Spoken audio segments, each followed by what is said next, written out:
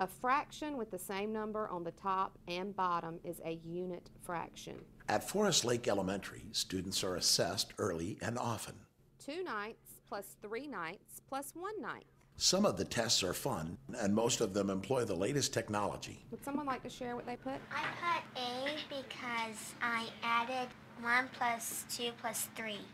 The goal is to find out where each student is and then devise an individual learning strategy that will help them get to the next level. That's good. Get that in there. I don't think there's a school in the world where you have a regular classroom where everyone is exactly the same. I think many, many years ago, students who were in teacher education programs learned how to kind of teach down the middle and do a little here and a little there. Well, we know that that's not right for children, and there's no such thing as a regular classroom.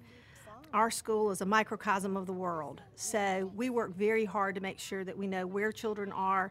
We don't take time to teach things that they already know.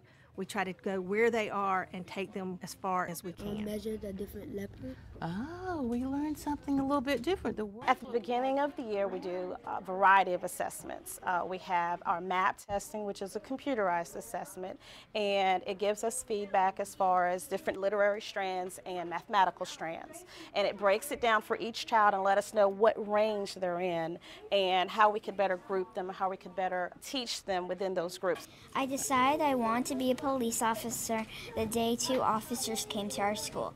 They brought We also have Palm Pilots where we sit one-on-one with a child and we assess their reading abilities. And so you really get a very good educational profile of that student based on all of this data. They go whenever there is a problem and they try to help. A lot of times I'll just pull out my information that I have on each student and I'll say, okay, how can I group them to better serve them for this particular skill? And so the groups are fluid and it's all based on how we can meet educational needs. A person who's investigates a crime, detective.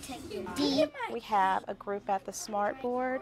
What they're doing now is they're working on their vocabulary. There's also spelling practice on there, and I also include skills practice. Okay, who's on this computer? Here at the Tech Zone, they're having a Blackboard discussion. We've been studying the genre of fantasy, and I was able to look at those that were stronger in literary text and have them actually convert a nonfiction text into a fantasy text by changing the different elements. Those that were a little weaker, I actually had them come in and comment on the edits. Then that's when you're ready to actually start filming, okay? In his 4th grade classroom, a 1-to-1 computer-student ratio helps Kevin Durden individualize the study of math, science, language arts, and social studies. Martha Washington, there she is. We use a model for teaching called IPAC, which is Individualized, Personalized, Authentic, and Collaborative Learning. It's personalized in that everybody's showing their learning in a way that is comfortable to them. They're learning the subject matter that we assign, but they're expressing it in different ways. I'm creating a battle on the game called Medieval Truth, and we have to research what kind of people they had there and like the terrain of the land and stuff. It's authentic in that at the end of the projects they'll be sharing them with their classmates. And it's collaborative in that the students that are working on similar projects will help each other when they learn how to use new technology tools or new software.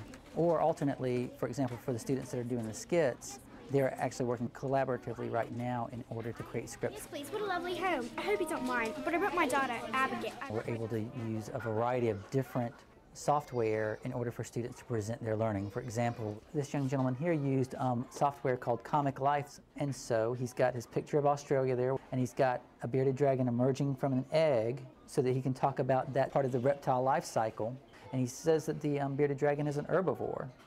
And that is something that I would not have gotten out of him if I had asked him to do a 3-paragraph essay. He'd have sat there and he'd have spun around in the chair and he'd have tapped his pencil and he'd have balled up several pieces of paper before I got anything out of him. But as it is, with Comic Life, he's dragging and dropping the photos in there, and then he's only going to write his little thought bubbles, and so the graphics scaffold his ability to use the language.